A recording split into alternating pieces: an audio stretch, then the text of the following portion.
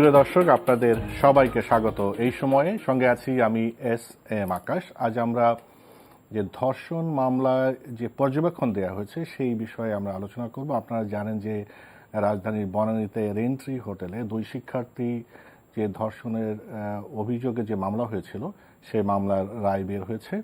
আপনারা জানেন যে যারা আসামি ছিল 5 জন, তাদের সবাইকে খালাস দিয়েছে আদালত, বিচারক। আমরা সেই রায় নিয়ে কথা বলতে চাই না, তার কারণ রায়ে তিনি যে কারণগুলো বলেছেন উচ্চ আদালতে যাবে, উচ্চ আদালতের বিচারক সেটা দেখবে। কিন্তু পর্যবেক্ষণ নিয়ে হলো আমাদের বিভিন্ন প্রশ্ন আছে, সেইগুলো আমরা আলোচনা করার চেষ্টা করব। ইতিমধ্যে ডেভেলপমেন্ট আপনারা জানেন যে যে বিচারক তিনি তাকে বিচারিক ক্ষমতা প্রত্যাহার করা হয়েছে, তাকে আদালতে বসতে দেওয়া হয়নি। আমরা এর পর্যায়ে কি দাঁড়াচ্ছে এবং এই ধর্ষণ মামলাগুলোর অপরাপর ঘটনা আমরা বিশ্লেষণ করার চেষ্টা করব। আমাদের সাথে 3 জন অতিথি স্টুডিওতে আছে, তাদের সাথে আপনাদের পরিচয় করে দিই। আমার বাম দিক থেকে পরিচয় করে দিই। আমার সাথে আছেন মুনিরা নাজমি জাহান, শিক্ষক, আইন বিভাগ, ইস্ট ওয়েস্ট ইউনিভার্সিটি। আমাদের সাথে আরও আছেন অপরাজিতা সঙ্গীতা, ফিল্ম মেকার ও অ্যাক্টিভিস্ট, এবং আমাদের সাথে রয়েছেন শরীফুজ্জামান শরীফ, সাবেক সভাপতি, বাংলাদেশ ছাত্র ইউনিয়ন। আইনের শিক্ষকদের শুরু করি। আমি ছোট্ট করে একটু প্রথমে জানতে চাই, যেহেতু একটা দিক হলো রায়, একটা হচ্ছে পর্যবেক্ষণ। এখন রায় এবং পর্যবেক্ষণের পার্থক্যটা একটু সংক্ষেপে বলে, পর্যবেক্ষণটা কি মানা বাধ্যতামূলক কিনা, বা এই পর্যবেক্ষণগুলো কেন দেয়া হয়, মানে এটা যেন পুলিশকে বলা হয়েছে, পুলিশকে এটা মানতে বাধ্য কিনা? আচ্ছা, অসংখ্য ধন্যবাদ। প্রথমত রেন্ট্রির কেসটিকে নিয়ে যদি আমরা বলি, এই কেসটি নিয়ে আমরা কথা বলছি। রায় যেটা, এখন রায় বিচারক বিভিন্ন এভিডেন্সের উপর ভিত্তি করে দিয়েছেন, সেটা নিয়ে তো আমরা কথা বলতে পারছি না। আমরা অবজারভেশন নিয়ে যেটা বলতে চাই, নিম্ন আদালত যে অবজারভেশনটা দিয়েছে বা যে নির্দেশনাটা দিয়েছে সেটা কিন্তু মানতে আসলে কেউ বাধ্য না, এবং পুলিশও কিন্তু এই নির্দেশনা মানতে বাধ্য না। যখন আমাদের কনস্টিটিউশনের মতে যখন উচ্চ আদালত কোনো নির্দেশনা দেয়, সেটা নিম্ন আদালতের জন্য নির্দেশ মানতে হয়, এবং যখন আপিল বিভাগ কোনো আপিল কোর্ট যখন পর্যবেক্ষণ দেয়, সেটি তার নিম্নস্থ আদালতকে মানতে হয়। সুতরাং এই যে পর্যবেক্ষণটা আমাদের বিচারক সাহেবা বা বিচারক যিনি দিয়েছেন, এটার আসলে বাধ্যতামূলক কোনো প্রয়োগ আমরা দেখতে পাচ্ছি না। এবং যেহেতু আমরা জানি যে আমাদের যে কোনো ক্রিমিনাল কেসে কোনো সময়সীমা নেই যে কতদিনের মধ্যে মামলা আমরা করতে পারি, সুতরাং সেই দিক বিবেচনা করে এবং পুলিশের ক্ষমতার উপরে আসলে এভাবে কোনো ধরনের চাপ প্রয়োগ করা বা এ ধরনের কোনো নির্দেশনা আসলে দেওয়া যাচ্ছে না। এটি একান্তই ওনার নিজস্ব মতামত, এবং মনে হয় এটি এই বিচারের রায়ের অবজারভেশনের মধ্যে সীমাবদ্ধ থাকলেই এবং থাকবেও আমরা আশা করছি। আচ্ছা আচ্ছা আচ্ছা, ঠিক আছে। আমরা তাহলে এখন আমি একটু অপরাজিতা সঙ্গীতা, আপনি অ্যাক্টিভিস্ট, আমি দেখেছি যে এটা নিয়ে বেশ আপনি ভোকাল। আপনি যখন শুনলেন যে ধর্ষণ ঘটনার 72 ঘন্টা পর মামলা না নিতে পুলিশকে এই নির্দেশনা দেওয়া হয়েছে পর্যবেক্ষণে, আপনার মনে কি হয়েছে যে এইরকম একটা পর্যবেক্ষণ একজন যে বিচারক, যিনি একজন নারী, এটা দিল, কিন্তু এই সমাজের বাইরে না, সমাজের মানুষ, সমাজের বাস্তবতা জানেন, আপনার কি মনে হচ্ছে এর অর্থ আসলে কি দাঁড়াচ্ছে, কি মনে হয় আপনার? এখানে মানে বিষয়টা খুবই পরিষ্কার। মানে এর অর্থ হলো যে মানে ধর্ষণকে আরো বেশি অনুপ্রাণিত করা, ধর্ষককে সহায়তা করা। আমার কাছে মনে হয় যে এই অবজারভেশনটা দেওয়ার মাধ্যমে, অবজারভেশন তো উনি দিয়েছেন যেন এটি পাস হয়, তো এটা যদি পাস হয় তাহলে ঘটনাটা কি দাঁড়াবে? বিভিন্ন কারণে ধরেন একটা মেয়েকে ধর্ষণ করা হলো, এবং যদি এটা পাস হয়ে যায় যে 72 ঘন্টার পরে মামলা নেওয়া হবে না, তাহলে কি হবে? যে 72 ঘন্টা তাকে আটকে রাখা হবে, আটকে রেখে তারপরে তাকে ছেড়ে দেওয়া হবে, এবং তখন যেয়ে কিন্তু মেয়েটি মামলা করতে পারবে না। তাকে আটকে হয়তো রাখলো না, কোনো কারণে হয়তো সে সেখান থেকে পালিয়ে যেতে সক্ষম হলো, বা কোনোভাবে সে সেখান থেকে বের হলো, মামলা করতে চাইলো। মানে ধর্ষণের শিকার হওয়ার পরে একজন নারী তার মানসিক অবস্থা, তার পারিবারিক অবস্থা, তার পারিপার্শ্বিক অবস্থা, সামাজিক অবস্থা সব কিছু মিলিয়ে সে মামলা করবে কি না। আর আমাদের থানাও তো খুব যে বেশি নারীবান্ধব তা তো নয়। থানায় গেলেও মামলা করার জন্য এবং নানান রকমের প্রশ্নের উত্তর দিতে হয়, নানান ধরনের মানে পরিস্থিতি পার করে তারপরে সেই মামলাটা হয়। এই আপন জুয়েলার্সের মালিকের ছেলের বিরুদ্ধে যে মামলাটা হয়েছে সেটাও আপনারা নিশ্চয়ই জানেন, যে সেই মামলা করার জন্য মেয়েটিকে থানায় অনেকক্ষণ বসে অপেক্ষা করতে হয়েছে, অনেক জায়গা ফোন করতে হয়েছে, তারপরে সেই মামলাটি হয়েছে।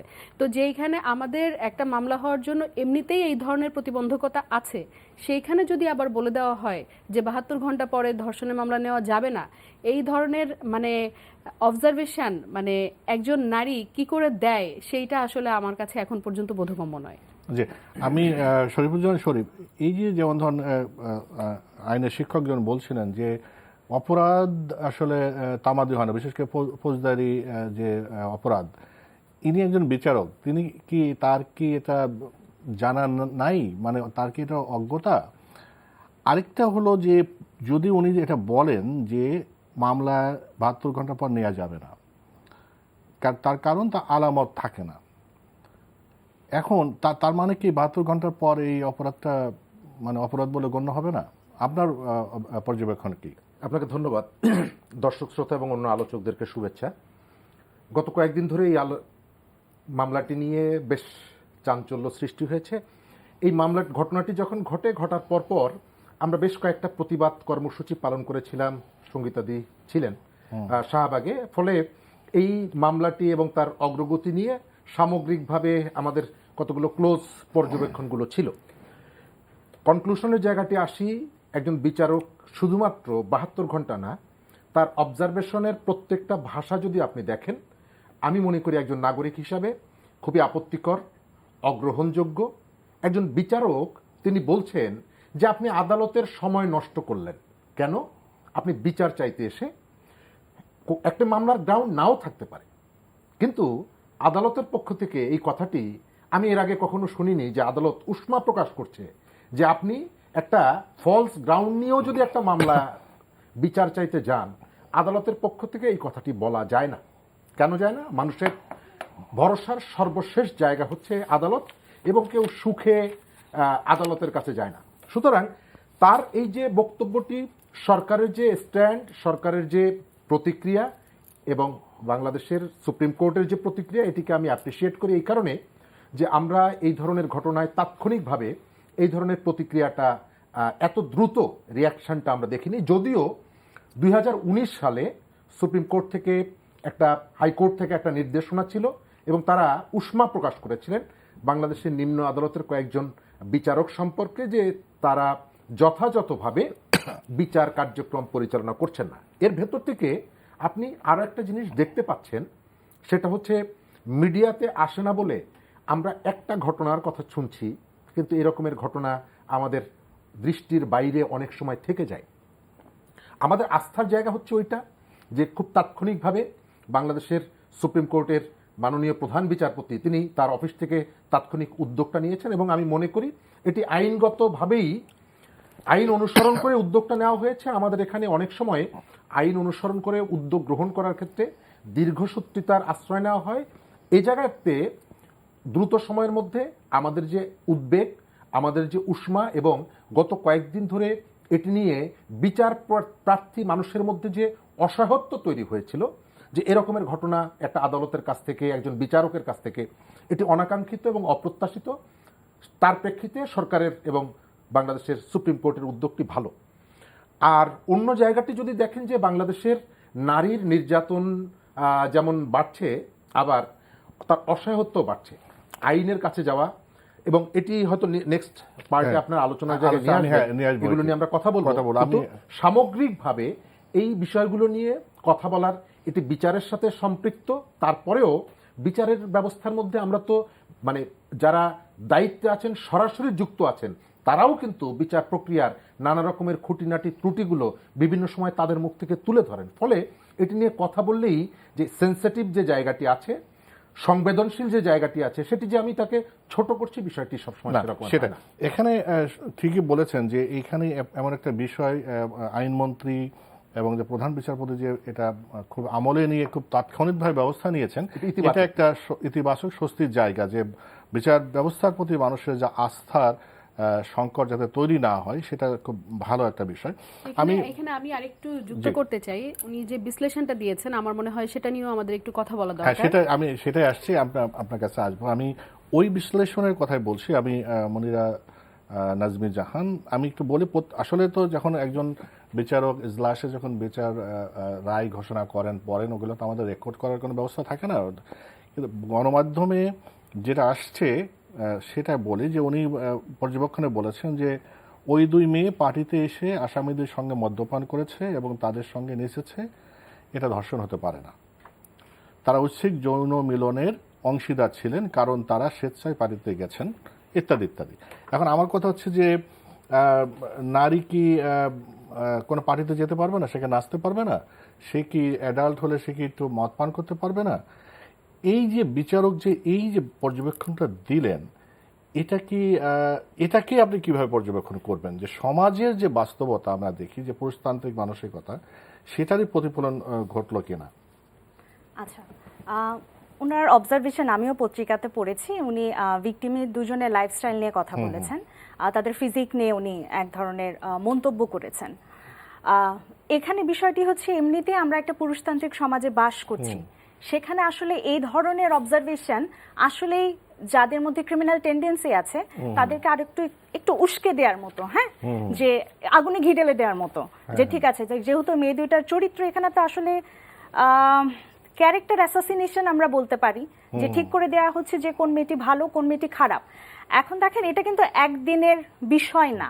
আমাদের যদি ধর্ষণের আমরা সংজ্ঞাতে আসি এবং পাশাপাশি আমাদের সামাজিক যে অবস্থাটা, দুটারই কিন্তু প্রতিফলন পেয়েছে আমরা এই জাতীয় অবজারভেশনের মধ্যে।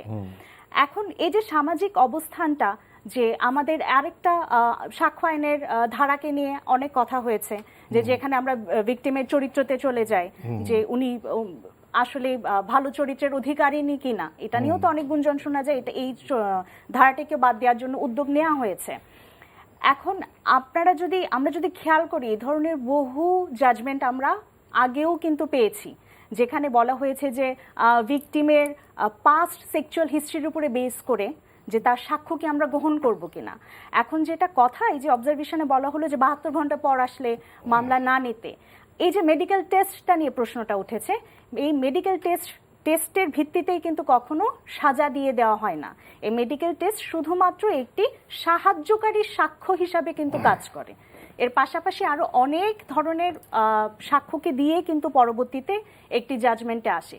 তো আমার মনে হয় এই যে পুরো বিষয়টি, এটি পরিবর্তন আইন এবং আমাদের যারা বিচারক আছেন, আমাদের যারা পিপি আছেন এবং সংশ্লিষ্ট সবারই পরিবর্তন না আসলে এই জাতীয় ঘটনা মনে হয় আরো ভবিষ্যতে আমরা ঘটতে দেখব। সংক্ষেপে একটু, যেহেতু আপনি আইনজীবী, একটু জানতে চাই, এই যে ধর্ষণের কথা বলা হয়, তারপরে বলা হয় যে আলামত, আপনি বললেন যে মেডিকেল টেস্ট, মানে আমার কাছে এটা কৌতূহল যে ধর্ষণ তাহলে কখন বলা হবে যে এটা ধর্ষণ? একজন নারীকে মানে তার ঘরের মধ্যে আটকিয়ে তার কি যৌন মিলন না হওয়া পর্যন্ত কি ধর্ষণ হবে না? মানে বিষয়টা কি, এটা পরিষ্কার, জনগণকে আসলে পরিষ্কার হওয়া দরকার। তার কারণে আপনার সাক্ষী থাকতে হবে, এখানে মেডিকেল টেস্টের বিষয় হতে হবে, নারীকে প্রমাণ করতে হবে যে তিনি হেনস্থার শিকার হয়েছেন। মানে ধর্ষণের সংজ্ঞাটা কি, মানে সেটা যথেষ্ট কিনা? আচ্ছা, আমাদের ধর্ষণের সংজ্ঞাটা তো আসলে ব্রিটিশ আমলের, যদিও ব্রিটিশরা তাদের সংজ্ঞাতে বিশাল পরিবর্তন নিয়ে এসে পেরেছে, কিন্তু আমরা দুর্ভাগ্যজনকভাবে পারিনি। এখন এখানে ধর্ষণের পুরো সংজ্ঞার মধ্যে একটি বিষয় নিয়ে আমি কথা বলি, সেটা হচ্ছে কনসেন্টের জায়গাতে সমস্যা হয়ে যায় যখন ভিকটিম অ্যাডাল্ট হয়ে যায়, যে উনি কি ইচ্ছা করে শারীরিক সম্পর্কে গিয়েছিলেন নাকি এটা জোরপূর্বক শারীরিক সম্পর্ক ছিল। কিছু কিছু ক্ষেত্রে আমরা দেখতে পারি ভিকটিমের শরীরে আপনি মার্কস দেখতে পাবেন, হাইমেন ওখানে এক্সামিনেশনে সিমেন্ট পাওয়া যেতে পারে বডিতে, পোশাকের মধ্যে। কিন্তু যেখানে ভিকটিমকে কোয়াশড করে, ধরেন আমি কারো মাথায় পিস্তল ঠেকিয়ে বললাম যে তুমি নড়ানড়ি করতে পারবে না, বা তুমি মুভ করতে পারবে না, তুমি চিৎকার করতে পারবে না, অনেকে তো শকড হয়ে দেখা যায় যে সে যে শারীরিকভাবে বাধা দিবে সেটাই পাচ্ছে না। তো এই ধরনের বহু জায়গায়, এবং বিশেষ করে যখন ভিকটিমের প্রিভিয়াস সেক্সুয়াল হিস্ট্রি থাকে, এইসব ক্ষেত্রে জোরপূর্বক শারীরিক সম্পর্ক প্রমাণ করা কিন্তু অনেক কঠিন হয়ে পড়ে। কিন্তু তার মানে এই না যে আমরা বলবো না যে সেই ভিকটিমটাকে রেপ করা হয়নি। এই জন্যই বলা হয় যে পরিষ্কার একটা চিত্র আসলে পাওয়া যায়। আমাদের উচ্চ আদালতের এরকম অনেক ভালো নজিরও আমরা দেখেছি যেখানে তারা বলেছেন যে শুধুমাত্র ভিকটিমের সাক্ষীর উপরে বেস করে কিন্তু অপরাধীকে শাস্তি দেওয়া যায়। যদি মনে হয় যে না ভিকটিমের সাক্ষ্যতে যথেষ্ট আপনার উপাদান নেই, তখন আমরা আরো সার্কামস্টেন্সিয়াল এভিডেন্স চাই যে আরো কিভাবে প্রমাণ করা যায়। কিন্তু শুধুমাত্র ভিকটিমের সাক্ষ্যের উপরে বেস করেও কিন্তু শাস্তিটা দেয়া যায়। আর ধর্ষণের সংজ্ঞায় তো অবশ্যই পরিবর্তন আনতে হবে।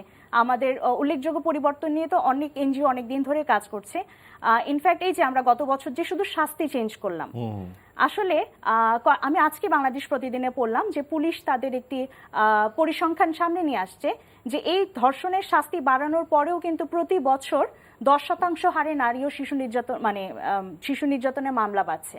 তার মানে আমরা বারবার শাস্তি পাল্টাই, কিন্তু আমাদের যে ডেফিনিশনের সমস্যা সেই জায়গাগুলো আমরা পরিবর্তন করছি না। এবং সবচেয়ে বেশি দরকার হচ্ছে কনসেন্টের জায়গা নিয়ে কাজ করা, যে ওটাকে আসলে আমরা কিভাবে সংজ্ঞায়িত করতে পারি।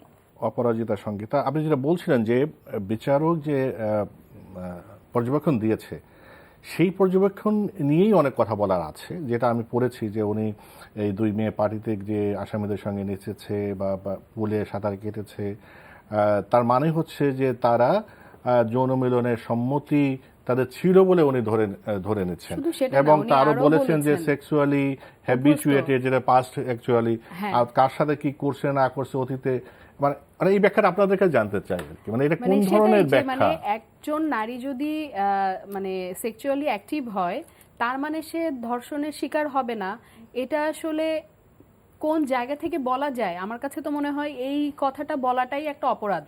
মানে এটা একটা অপরাধের পর্যায়ে পড়ে যে কেউ বলছে যে একজন নারী সে সেক্সুয়ালি অ্যাক্টিভ, অতএব সে ধর্ষণের শিকার হইতে পারবে না। মানে আমাদের হয় কি যে ধরেন আমরা ফেসবুকে বা আমরা মিডিয়াতে আমরা দেখি, আমরা যখন একটা ভালো সিনেমা হয় আমাদের দেশের পাশের দেশে পিঙ্ক সিনেমা যখন হয়েছে, নো মিন্স নো যখন বলা হয়েছে, তখন আমরা সবাই সেটাকে খুব যে no means no, but no means no যদি হয় তাহলে এই মানে আদালতে বসে একজন বিচারক কি করে এই কথাটা বলতে পারেন যে সেক্সুয়ালি সে অ্যাক্টিভ ছিল অতএব সে ধর্ষণের শিকার হয় নাই, এবং যেটা শরীফ ভাই বলছিলেন যে আদালতের সময় নষ্ট হয়েছে। তো এইটা আসলে আমাদের মানে মননের মধ্যে এই জিনিসটা ঢুকে গেছে। এবং এই যে চরিত্রের দোহাই দেওয়া, যে মানে রাত্রে বের হলে নারীরা খারাপ, কোনো একজন নারী সে রাত্রে ঘর থেকে বের হচ্ছে অতএব তার সাথে এটা করা যেতে পারে। আপনার নিশ্চয়ই মনে আছে যে বছর 3 আগে একটা মেয়ে সে রাত্রে 2:30টার সময় সিএনজি করে বাড়ি ফিরছিল, তখন রাস্তায় পুলিশ তাকে থামিয়ে পুলিশ তাকে জেরা করেছিল, এবং জেরা করার সময় ওখানে বলা হয়েছিল যে কোনো ভদ্র মেয়ে, কোনো ভালো মেয়ে রাত 2:30টার সময় বাইরে থাকে না। তো আমাদের বিচারক বলছে যে সেক্সুয়ালি অ্যাক্টিভ থাকলে বা নিজের ইচ্ছায় পার্টিতে গেলে মদ খেলে সে ধর্ষণের শিকার হতে পারে না। পুলিশ বলছে রাত 2:30টার সময় বাইরে থাকলে সে খারাপ মেয়ে, মানে ধর্ষণের শিকার হতে পারে না, মানে সে ধর্ষণের ওইটা ধর্ষণ না, ওটা ধর্ষণ না, ওটা সম্মতি। পুলিশ বলছে রাত্রে 1:30টার সময় 2:30টার সময় বাইরে থাকলে সে খারাপ মেয়ে। তাহলে মানে কি নারীরা শুধু ঘরে বসে থাকবে, নারীরা বাইরে যেতে পারবে না, নারীরা বাইরে যেয়ে কাজ করতে পারবে না? তাহলে কি এখানে সেই প্রশাসনিক ভাবে বা মানে দিনটা শুধু নারীর আর রাতটা শুধু পুরুষের? এইটার প্রতিবাদে আমরা তখন একটা প্রোগ্রাম করেছিলাম, একটা প্রতিবাদ করেছিলাম। আমাদের প্রতিবাদের নাম ছিল দেশ আমার, দিন আমার, রাতও আমার। এবং তখনও যেটা হয়েছিল, আমরা চেয়েছিলাম যে আমরা সারা রাত শাহবাগে থাকবো, আমরা গাইবো, নাচবো, আবৃত্তি করব, আনন্দ করব, স্লোগান দিব, আমরা একটা রাত বাইরে থাকবো। তখনও কিন্তু প্রশাসন আমাদের সারা রাত বাইরে, প্রথমে তারা কোনো পারমিশনই দিতে চায়নি, তারপরে তারা আমাদেরকে রাত 12টা পর্যন্ত অনুমতি দিয়েছিল। তারা নানান রকম দোহাই দিয়েছিল, আমাদের নিরাপত্তার দোহাই দিয়েছিল, দিয়ে আমাদের 12টার পরে সেখানে থাকতে দেওয়া হয়নি।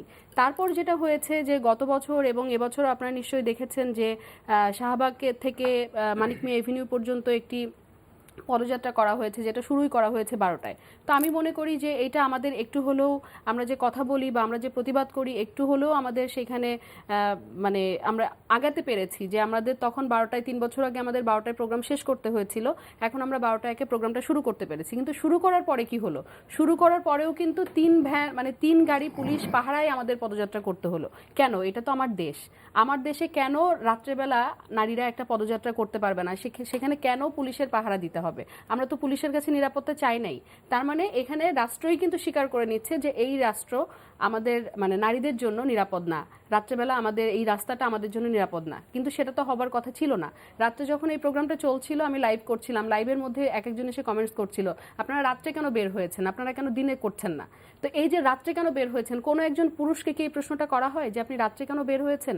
একজন নারী তার ইচ্ছায় তার প্রয়োজনে যদি রাত্রে বের হয় সেইখানে এই কথা তো আমাদের মানে সমাজের সাধারণ মানুষ বলবেই। যদি বিচারক বলে যে না সে স্বেচ্ছায় পার্টিতে গিয়েছে, যদি পুলিশ বলে যে রাত্রে 2:30টার সময় বের হয়েছে অতএব কোনো ভালো মেয়ে না, তখন আর সাধারণ মানুষের দোষ আমরা কি করে দিব? জি, আমি শরীফুজ্জামান শরীফ, যে এই যে কথাগুলো আসলো, তার মানে এখানে সমাজের একটা দীর্ঘদিন লালন করা যে মানসিকতা, সমাজ, পরিবার এবং রাষ্ট্রের এবং পুরুষতান্ত্রিক মানসিকতা, সেটারই প্রতিফলন বারবার ঘটছে। এটা থেকে বের হওয়ার কি? আমি এর আগের অংশ আপনাকে বলেছি যে যে বিচারক পর্যবেক্ষণগুলো দিয়েছে প্রত্যেকটা লাইন ধরে আপত্তি তোলার সুযোগ আছে, প্রশ্ন তোলার সুযোগ আছে। সেকেন্ড হলো যারা বিচার প্রার্থী হিসাবে তার কাছে গেছে তাদেরকে তিনি তার পর্যবেক্ষণ দিয়ে যেভাবে সমাজের কাছে তাদেরকে ছোট করেছেন, আমার মনে হয় এই বিচার প্রার্থীদের পক্ষ থেকে তার বিরুদ্ধে সুনির্দিষ্টভাবে তাদেরকে অসম্মান করার জন্য, বিচার প্রার্থীদেরকে অসম্মান করার জন্য এই বিচারকের বিরুদ্ধে মামলা হতে পারে, মামলা হওয়া উচিত। আমাদের সমাজের বিভিন্ন জায়গায়, বিভিন্ন অ্যাঙ্গেলে, বিভিন্ন পকেটে এই ধরনের মানুষের উপস্থিতি আমাদের ছিল, কিন্তু বিচারকদের পক্ষ থেকে এই ধরনের প্রশ্নগুলো আমি এই প্রথম শুনেছি যে তিনি তার মনের মাধুরী মিশিয়ে এবং একজন নারী যখন ধর্ষিতা হয়ে বিচারের মুখোমুখি দাঁড়ান, তাকে যে প্রতিপক্ষের আইনজীবী যে ধরনের প্রশ্ন করে তাকে মানসিকভাবে আরও ছোট করার চেষ্টা করেন, অপদস্থ করার চেষ্টা করেন, সেই অভিযোগটি বিভিন্ন সময় ছিল। এবার পর্যবেক্ষণের ভেতরে বিচারক নিজে ওই যে অভিযোগটা তিনি নিজের কাঁধে নিয়েছেন এবং এতদিন আইনজীবীরা, প্রতিপক্ষের আইনজীবীরা এই প্রশ্ন করে বিচার প্রার্থীকে নানাভাবে মানসিক নির্যাতন করতেন, এবার দেখা গেল একজন বিচারক এই কাজটি করছে। সুতরাং এই বিচারকের বিরুদ্ধে আমি মনে করি যে আইনগত পদক্ষেপ নিতে পারে যারা অভিযুক্ত, মানে সেখানে ভিকটিম যিনি। আমাদের সমাজের মধ্যে এই যে অন্ধকারের কথা বলছেন, অন্ধকারটা ছড়িয়েছে। আমাদের এখন যে আইন আছে সেই আইনে কিন্তু ভিকটিমের ছবি বা তার পরিচয় প্রকাশ করা যায় না। আপনি রিসেন্ট দুটো ঘটনা দেখেন, আপনি মুনিয়ার ঘটনা দেখেন, এবং এই যে কয়েকদিন আগে একজন আরও একটি টেলিভিশনের একজন কর্মকর্তার বিরুদ্ধে একজন নারী চিকিৎসক তিনি একটি অভিযোগ তুলেছেন। আমি একটি মিডিয়াতে বসেও বলতে পারি বাংলাদেশের মিডিয়ার একটি বড় অংশ তার পূর্ণ পরিচয় প্রকাশ করেছে। এটি কিন্তু প্রকাশ করা যায় না, এটি আইনের লঙ্ঘন। অর্থাৎ আমার সোসাইটিতে শুধুমাত্র শিক্ষিত মানুষ, জামা প্যান্ট শার্ট পরতে পারা মানুষ, তারা, এর বাইরে মানুষ, গ্রামে যারা থাকেন অনগ্রসর, তারাই যে নারীর প্রতি বিদ্বেষমূলক আচরণ পোষণ করে, নট দ্যাট। এর বাইরেও আমাদের শিক্ষিত মানুষদের, শিক্ষিত সমাজের একটি বিরাট অংশ এই কাজটি অনবরতভাবে করে যাচ্ছেন। সুতরাং একটা সমাজ আপনি কতটুকু এগিয়েছেন তার কতগুলো ইন্ডিকেটর আছে। তার একটা ইন্ডিকেটর হচ্ছে আপনার সোসাইটিতে নারী তার কর্মস্থলে বলেন, তার ঘরে বলেন, বাইরে বলেন কতটুকু নিরাপদ। আমরা এখানে সিঙ্গাপুর হয়ে যাচ্ছি, আমরা ইকোনমিক্যালি অনেক বড় বড় জায়গার উদাহরণগুলো দিচ্ছি, কিন্তু আমার রাজধানী শহরে শাহবাগ, ঢাকা বিশ্ববিদ্যালয় বাংলাদেশের সব থেকে জ্ঞান চর্চার দিক থেকে আলোকিত জায়গার তো একটি, সেখানে একজন নারী 11টা 12টার পরে থাকতে পারবেন না। এটি এসে আমার দেশের আইন শৃঙ্খলা বাহিনী বলছেন যে এই জায়গাটা আপনার জন্য নিরাপদ না। আমার এই স্টেটমেন্ট থেকে আমাদের রাষ্ট্রকে, আমাদের সরকারকে আত্মপ্রশ্ন করা উচিত, আত্মজিজ্ঞাসা করা উচিত যে আমি যে সোসাইটিটা এখানে এস্টাবলিশ করতে চাই সেই সোসাইটি থেকে আমি কত দূরে অবস্থান করছি। ওই জায়গাটিতে যদি বলেন যে আমাদের এখানে আইনের বছর দুয়েক আগে যখন এখানে মৃত্যুদণ্ডর আইন চালু হলো, তখন কিন্তু আমরা বিভিন্ন জায়গায় বলেছিলাম যে আপনি মৃত্যুদণ্ড দিয়েই, আপনি যদি আপনার স্ট্রাকচারের ভেতরের পরতে পরতে ভাজে ভাজে যে অন্ধকারগুলো আছে, এই অন্ধকার যদি আপনি দূর করতে না পারেন, আপনি মৃত্যুদণ্ড কেন, আপনি 7 বার মৃত্যুদণ্ড দিয়েও এই ধরনের প্রবণতাটাকে বন্ধ করতে পারবেন না। আমাদের এখানে 2000 সালে আইন হয়েছে, এখন পর্যন্ত তার বিধি হয়নি। আমাদের এখানে যে সাক্ষ্য আইন নিয়ে বিভিন্ন জায়গা থেকে প্রশ্ন তোলা হচ্ছে যে একজন নারী যখন শুধু তিনি ধর্ষিতা হওয়ার পরেই যে পরবর্তী যতগুলো স্টেজে তিনি যাচ্ছেন প্রত্যেকটি জায়গায় তাকে প্রশ্ন করে তাকে ওই কি বলে তদন্তের নামে তাকে যেভাবে হেনস্থার শিকার হতে হয়, লাঞ্ছিত করা হয়, এখান থেকে বের করে আনার জন্য আমাদের এখানে আদালত হয়েছে, কিন্তু নারী শিশু নির্যাতনের জন্য বিশেষ ট্রাইব্যুনাল হয়েছে। সেই ট্রাইব্যুনালই তো এই রায় দিয়েছে, যেটা আমি ওই জায়গাটায় আসছি এবং বিচার রায়টা কে দিলেন?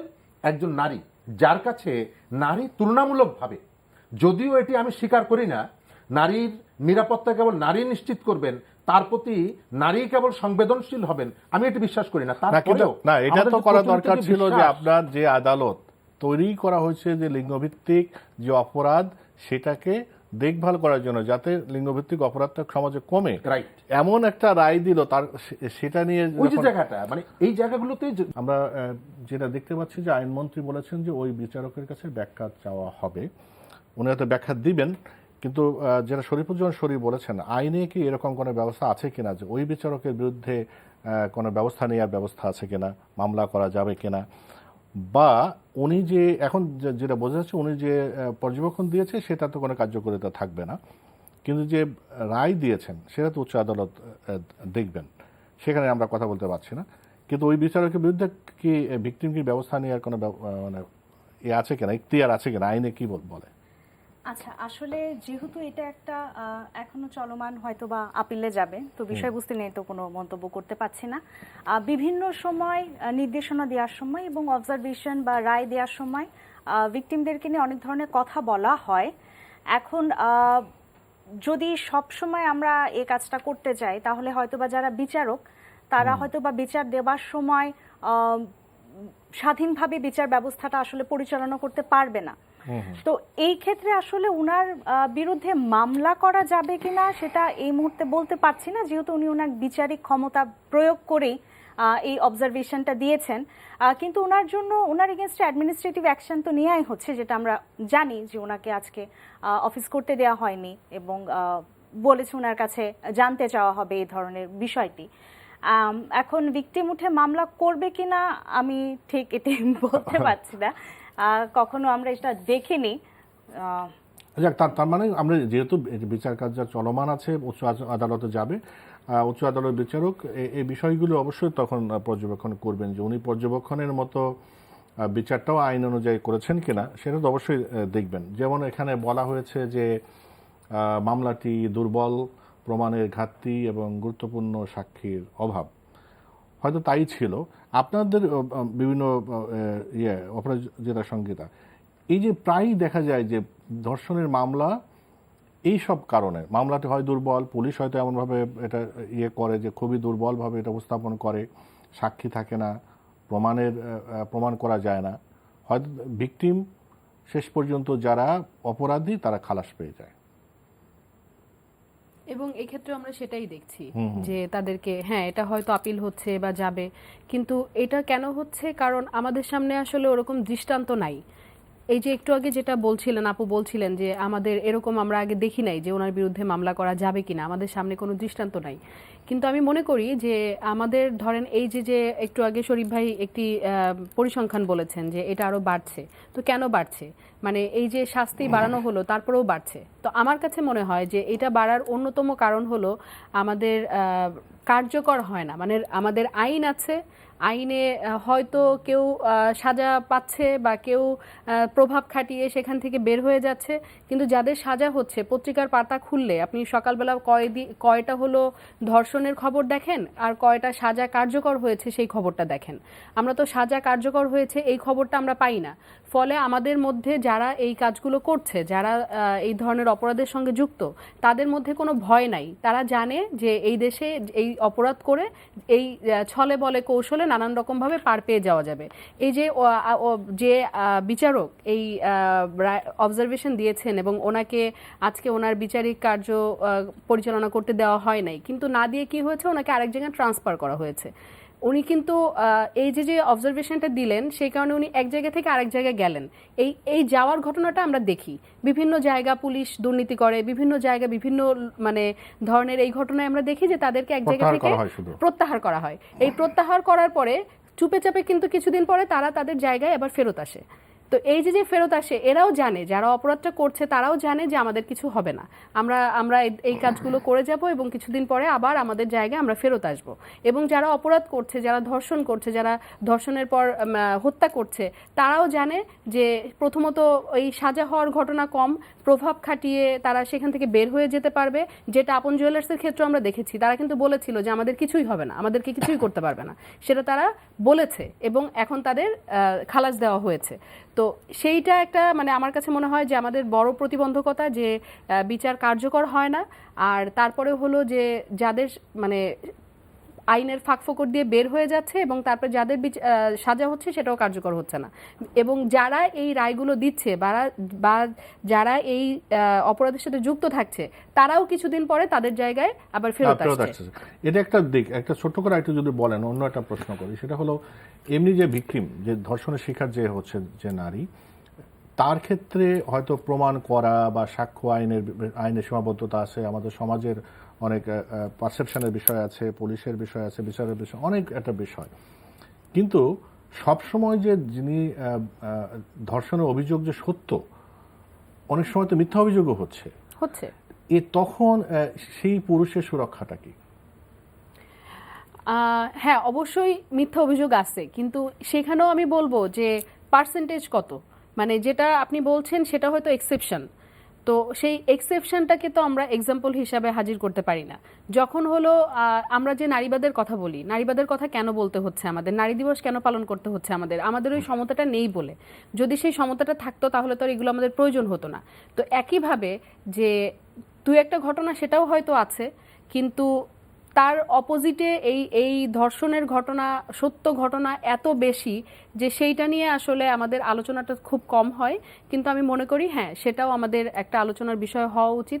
এবং ইদানিং একটা প্রবণতা খুব দেখা যাচ্ছে, সেটা হলো যে মিউচুয়াল একটা সম্পর্ক, হয়তো কেউ একজন মিউচুয়ালি একটা সম্পর্ক, যে তারা হলো বলছে যে আমি বিয়ে করব ভবিষ্যতে, পরবর্তীতে বিয়ে করব বা এটা সেটা এক ধরনের কথা বলে একটা সম্পর্ক। তারপরে যখন কোনো একটা পক্ষ বলছে যে না, এই সম্পর্কটা আমি কন্টিনিউ করতে চাই না, এবং সেটা যদি পুরুষের দিক থেকে হয়, তখন মেয়েটা হয়তো ধর্ষণের মামলা দিচ্ছে। এই প্রবণতাটা কিছুদিন আমরা দেখতে পাচ্ছি। নাজমি, এই জায়গাটা কি হয় যে এই ঘটনা যদি একটা যে প্রথম কথা জানতে চাই যে দুইজন অ্যাডাল্ট যদি তারা সম্মতির ভিত্তিতে তারা এই যৌন মিলন করে, এটা আইনের দৃষ্টিতে অপরাধ কিনা, এক। দ্বিতীয়ত হচ্ছে যদি এরকম ঘটনা ঘটে যে হয়তো বলছে বিয়ে করব বা করব না বা কি কিছু, পরে করলো না, পরে তার ভিকটিম বানায় ফেললো যে সে তো আমার ধর্ষণ করছে। আচ্ছা, হ্যাঁ, এই কথাটা উনি যেটা বলছিলেন, এই প্রশ্নটা দেওয়ার আগে আপনি ওনাকে যে প্রশ্নটা করেছেন সেখানে একটা ছোট ইনফরমেশন দিতে চাই। সেটা হচ্ছে, আমি যে পরিসংখ্যানটার কথা বলছিলাম পুলিশরা দিয়েছে, সেখানে কিন্তু বলেছে নিম্ন আদালতে বিচারের রায় 7.63%, কিন্তু 90% মামলায় দেখা গেছে যে 90% মামলায় পুলিশ কিন্তু অভিযোগপত্র দায়ের করে। তার মানে প্রথম ইনস্ট্যান্সে প্রাইমা ফেসিয়া কিছু না কিছু এভিডেন্স কিন্তু পাওয়া যায়, কিন্তু পরে সেগুলোকে আর প্রমাণ করা যায় না। আমাদের আরেকটা মিসকনসেপশন আছে, আমরা এটা বলে থাকি যে বেশিরভাগ ধর্ষণের মামলাই হচ্ছে মিথ্যা মামলা। মিথ্যা মামলা তো সাজা দেওয়ার কথা আছে, বেশিরভাগ মামলা আসলে আমরা প্রমাণ করতে পারি না, সেটাকে আমরা বলে থাকি যে যেহেতু প্রমাণ করতে পারছি না তার মানে মিথ্যা মামলা। ব্যাপারটা কিন্তু সেটা না। হ্যাঁ, অবশ্যই সেটা না। তো মিথ্যা মামলা হলে আইনে তো আমাদের নারী শিশু নির্যাতন দমন আইনে বলাই আছে, কেউ যদি মিথ্যা মামলা করে আমরা তার বিরুদ্ধে ব্যবস্থা নিতে পারি। কনসেন্টের জায়গাটা নিয়ে আমি আগেও বলেছিলাম, আমাদের যে রেপের ডেফিনিশন, সেখানে 4 নাম্বার যে ব্যাখ্যাটা আছে সেখানে বলা আছে, যদি কোনো পুরুষ কোনো মহিলাকে বিশ্বাস করায় যে তারা লফুলি ম্যারিড কাপল এবং সেই বলে যদি তার সাথে শারীরিক সম্পর্কে যায়, সেটাকে আমরা ধর্ষণ বলে নিব। কিন্তু ইদানিং আমরা যেটা দেখতে পাচ্ছি যে বিয়ের প্রলোভনে, এখন বিয়ের প্রলোভনে আমরা যদি কাউকে প্রমিস করি, আমরা অনেক কারণে প্রমিসটা পরে নাও রাখতে পারি। হ্যাঁ, তো আমাদের আদালতের রায় বলা আছে যে এরকম যখন কোনো অ্যাডাল্ট সম্মিলিতভাবে শারীরিক সম্পর্কে যায়, পরে যদি বলে যে না, বিয়ের প্রলোভনে আমাকে শারীরিক সম্পর্ক করেছে, এটি আসলে ধর্ষণের মধ্যে নেওয়া হবে না এবং মামলাগুলোর সাস্টেইনেবিলিটি আসলে তেমন একটা বেশি থাকছে না। হ্যাঁ, তার মানে হচ্ছে যে ওই বুঝতে পারছেন, তার মানে যদি অ্যাডাল্ট হয়, সম্মতিতে শারীরিক সম্পর্ক হয়, সেটা আসলে আইনের দৃষ্টিতে কোনো প্রলোভনের একটা শব্দ ব্যবহার করা হয়েছে যে যদি আপনি তাকে প্রলোভন দেখিয়ে বা ডিসিপ্ট করে ধোকা দিয়ে যদি তার কনসেন্ট আদায় করেন, এখন সমস্যাটা বা প্যাচটা এই জায়গাতে যে মেয়েরা গিয়ে বলে যে আমাকে ধোকা দেওয়া হয়েছে, আমাকে প্রমিস করা হয়েছিল বিয়ে সেটা তো প্রমাণ করবে, করা কঠিন। প্রমাণ করাটা তো একটু আসলেই জটিল হয়ে পড়ে, যেখানে আমরা এ ধরনের ধর্ষণের মামলায় প্রমাণ করতে পারছি না। আর সেখানে আরেকটা ব্যাপারও আছে যে আবার এই কথাটাও আসে যে তাহলে এখানে কি করবে, ধরেন আমরা যেমন এইখানে এই ক্ষেত্রে ধর্ষণ মানে যখন যে বিয়ের প্রলোভন দেখিয়ে ধর্ষণ, এটার যেমন আমরা বিরোধিতা করছি যে না এটাকে এতে করে সত্যিকার অর্থে যারা ধর্ষণের শিকার হচ্ছে তাদের যারা ধর্ষণ করছে তাদের অপরাধটাকে হালকা করে ফেলা হচ্ছে, কিন্তু সেটার অপোজিটে আবার আরেকটা কথা আছে যে এরা তাহলে কোন ধারায় মামলা করবে সেই ধারাটাও কিন্তু স্পেসিফিক নাই। তো সেই কারণে আমার মনে হয় যে এইখানে এই ধারার পরিবর্তন জরুরি, যে বিয়ের প্রলোভন দিয়ে তারা শারীরিক সম্পর্ক করে সেখানে সেটা একটা প্রতারণা হতে পারে এবং এই প্রতারণা হয়েছে সেটার একটা মামলা করারও একটা ধারা থাকা উচিত। সেটা নেই বলেই কেউ কেউ সেটা তাহলে এটা কোন ধারায় বা কোন ক্যাটাগরিতে পড়বে সেটা তো সেই কারণে অনেকে কিন্তু ধর্ষণের মামলাতে পেনাল যাচ্ছে। কোডে এরকম একটা ধারা আছে, বাট ওটা হচ্ছে মহিলাটা এমন একটা কিছু আপনার অনুষ্ঠানের মতো করতে হবে যেটার মাধ্যমে মহিলাটা প্রমাণ করবে যাদের বিয়ে হয়েছিল, কিন্তু এখানে তো আসলে বিয়ের মতো কিছু না, এখানে জাস্ট বিয়ের প্রতিশ্রুতি দেয়া, সো ওই জায়গাটা গিয়ে আটকে যায় আসলে। আচ্ছা, শরীফুজ্জামান শরীফ, তাহলে এখন কি দাঁড়াচ্ছে? তাহলে দাঁড়াচ্ছে যেটা আপনার সমাজের মধ্যে নানা রকমের আপনার এখানকার যে আইন আছে, আপনার তথাকথিত যে মূল্যবোধ সবগুলোই হলো একপেশে এবং একপাক্ষিক। আপনার এই সমাজে নারীদেরকে সবসময় দেখা হয় পশ্চাৎপদ, তাকে অভিযোগের কাঠগড়ায়। যখনই একজন নারী, এটি আমরা মিডিয়ায় বলেন, আমরা অন্যান্য জায়গায় বলেন, যখনই একজন নারী ওই যে রাতের বেলায় ঘর থেকে বেরিয়েছে মানে তুমি খারাপ, তুমি আদালতে গিয়েছো, তুমি নির্যাতিত হয়েছে ওই অভিযোগ নিয়ে আদালতে গিয়েছো মানে তুমি খারাপ, তুমি খারাপ না হলে কেন তুমি নির্যাতিত হবে। অর্থাৎ আমাদের এই যে সাইকোলজিটা, এই সাইকোলজিটা আমরা তৈরি করেছি কোথা থেকে? আমাদের সাইকোলজিটা আমাদের তৈরি হয়েছে যেমন সমাজের ভেতর থেকে, আমাদের যে পাঠ্যপুস্তক এবং অন্যান্য জায়গায় নারীকে আমরা সাধারণত একটু পিছিয়ে রাখার চেষ্টা করি এবং এই ধরনের মানসিকতার থেকেই আমরা বড় হয়ে উঠি। আমাদের শিক্ষা ব্যবস্থাটাকে আপনি এককেন্দ্রিক করতে পারেননি। এই যে বহুমাত্রিক শিক্ষা ব্যবস্থার কারণে আমি শিক্ষা ব্যবস্থার একটা বড় অংশ শিক্ষার্থী সে জন্ম থেকেই মানে প্রথম দিন থেকেই নারীর বিরুদ্ধে নানা রকমের ধর্মীয় ব্যাখ্যা দিয়ে তাকে পিছিয়ে রাখা।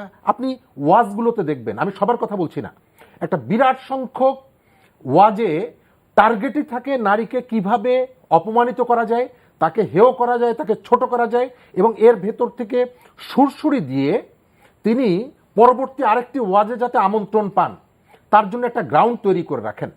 আর এটি হয় কেন? এটি হয় এই কারণে, যদিও আমাদের ইসলামী ব্যাখ্যা যারা দেন তাদের একটি বড় অংশ মনে করেন যে এই ধরনের নারীর বিরুদ্ধে কথা বলাটা এটা ধর্মেরই পরিপন্থী, কিন্তু তারপরে এটি হচ্ছে কেন হচ্ছে? হচ্ছে এই কারণে যে আপনি আপনার সামাজিক মাধ্যমে একটা কথা লিখলেন, আপনাকে অ্যারেস্ট করে নিয়ে যাওয়া হবে, কিন্তু এই যে নারীর বিরুদ্ধে, মুক্তিযুদ্ধের বিরুদ্ধে, মুক্তমতের বিরুদ্ধে অনবরত যে প্রচারণা, সেই প্রচারণার জন্য আপনি কেউকে আসামির কাঠগড়ায় দাঁড় করাননি। আমি শুরুতে যেটি বলেছিলাম যে একজন বিচারকের এই ধরনের অপ্রত্যাশিত অবজারভেশন নিয়ে আমাদের আইনমন্ত্রী, আমাদের সুপ্রিম কোর্ট যে দ্রুত অ্যাকশনটা নিয়েছে, আমি এটাকে অ্যাপ্রিসিয়েট করি এবং এটি একটি উদাহরণ হতে পারে। যদিও আমাদের বিচার ব্যবস্থা নিয়ে আমরা কথা বলছি না, কিন্তু আমাদের এর আগে হাইকোর্টের পক্ষ থেকে বলা হয়েছে যে নিম্ন আদালতের কিছু কিছু বিচারক সম্পর্কে এটি আমরা বিভিন্ন সময় দেখেছি। তো সেই জায়গাগুলোতে এই যে ছিদ্রগুলো আছে, এই ছিদ্রগুলো বন্ধ করার জন্য আপনাকে প্র্যাকটিক্যাল কতগুলো অ্যাকশন নিতে হবে। শুধুমাত্র শ্রেষ্ঠত্ব মিডিয়ার সামনে, মাইক্রোফোনের সামনে দাঁড়িয়ে শ্রেষ্ঠত্ব দাবি করা, আমি লন্ডনের সোসাইটির মতো হয়ে গেছি, আমি সিঙ্গাপুরের সোসাইটির মতো হয়ে গেছি, কিন্তু আপনার মূল জনগোষ্ঠীর একটা বিরাট অংশকে সন্ধ্যার মধ্যে ঘরে না ঢুকলে তোমার নিরাপত্তা নিশ্চিত হবে না, তোমার নিরাপত্তা বিঘ্নিত হতে পারে। এই সাইকোলজি, এই ধরনের একটি সোশ্যাল স্ট্রাকচার যতদিন আপনার সমাজে থাকবে ততদিন আপনি যতই দাবি করেন না কেন আপনি সিঙ্গাপুর হতে পারবেন না। শরীফুজ্জামান শরীফ, অনেক ধন্যবাদ। মনিরা নাজমি জাহান, অনেক ধন্যবাদ। অপরাজিতা সঙ্গীতা, আপনাকে অনেক ধন্যবাদ। প্রিয় দর্শক, আপনাদের অনেক ধন্যবাদ আমাদের সঙ্গে থাকার জন্য। আর শুনলেন ব্যাখ্যা বিশ্লেষণ। আজ এ পর্যন্তই, সবাই ভালো থাকবেন।